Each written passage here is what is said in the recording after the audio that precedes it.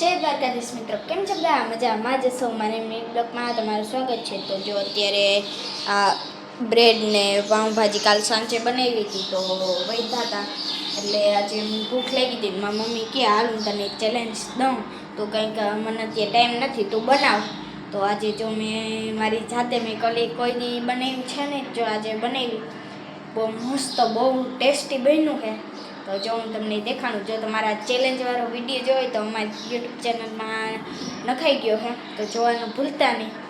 તો જો મેં આપણે યુનિક કંઈક ડુંગળી ટમેટાં અને બધું લઈને આપણે શેકીને યુનિક બનાવ્યું છે બર્ગર ટાઈપ. ખાવાની બહુ મજા આવે છે. જો હું તમને દેખાડું,